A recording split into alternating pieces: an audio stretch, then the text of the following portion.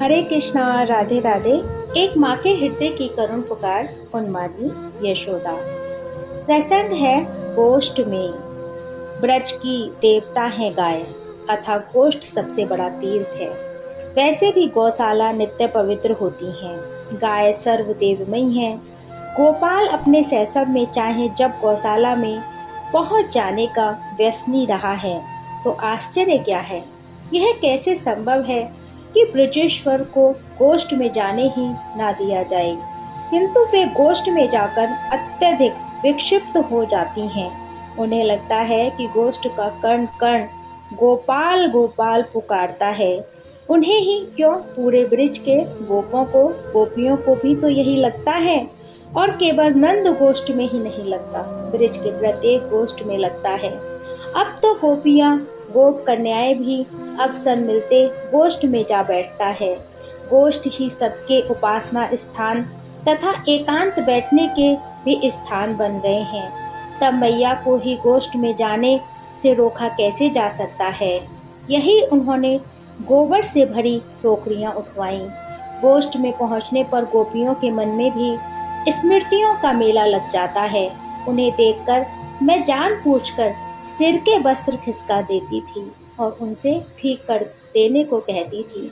वे हंसते आते थे, चाचा चाची करते थे, कभी वस्त्र और पीछे गिरा देते थे, कभी इतना लंबा घूंघट खींच देते जितना कोई नववधू भी नहीं खींचती।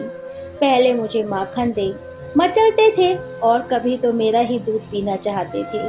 मेरे हाथ गोबर सने हैं, माखन यहाँ गोष्ठ में कहाँ है। मैं कहती, गोबर उठाकर घर चलने दो तो मैं माखन दूंगी, मैं तो अभी लूंगा। उनका मचलना चलता रहता था और मेरे वस्त्र को सिर पर टिकाना नहीं था।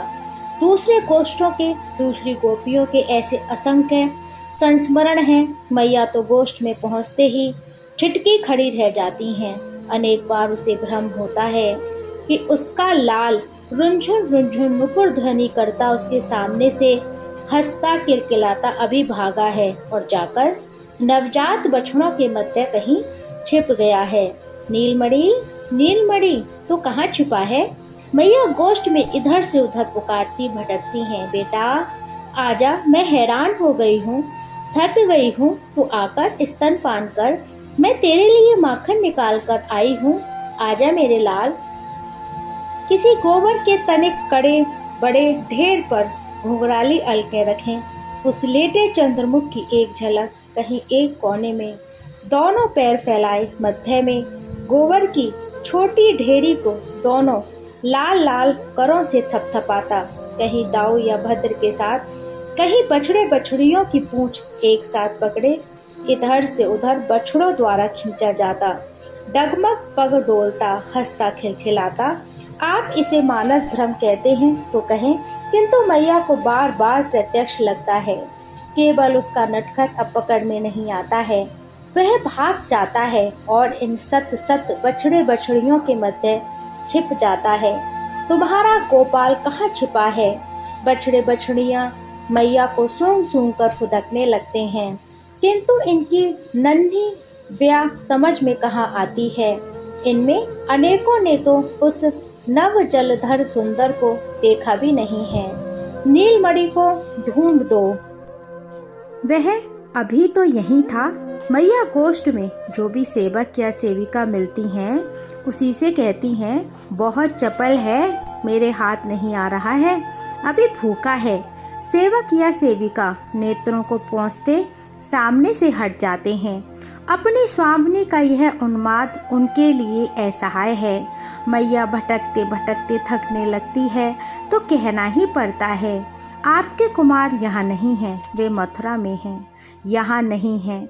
मैया कभी पूरी बात सुने बिना ही लौट पड़ती हैं, भवन में या अन्यत्र ढूंढने।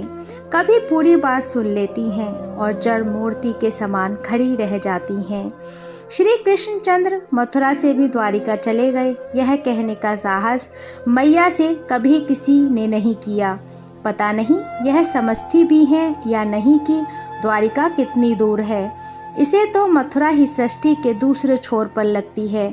समीप होती तो इसका लाल अब तक मैया के पास दौड़ आया होता। वह आने वाला है। मैया को प्रत्येक क्षण ऐसा ही लगता है। वह सेवकों सेविकाओं से कहती हैं, गोबर मत उठाओ। उसे गोबर खेलना बहुत प्रिय है। आवेगा तो तत्काल गोष्ठ में भागा आवेगा। 2 क्षण यहाँ गोबर से खेलेगा, तब मैं उसे उठा ले जाऊंगी। कभी स्वयं गोबर छूकर हाथ में उठाकर देखती हैं और दूसरी ही धुन चढ़ती है, गोष्ठ स्वच्छ कर दो, झटपट गोबर उठा दो। वह आवेगा तो यहीं गोबर में बैठेगा या लेटेगा। मैं उसे झटपट भवन में ले जाना चाहती हूँ। ऐसे माँ का उन्माद रोज बढ़ता है। एक माँ के हृदय की करुण पुकार, उन्मादिनी यशोदा। इससे आगे का प्रसंग का श्रवण करेंगे। जब तक के लिए हरे कृष्णा, राधे राधे।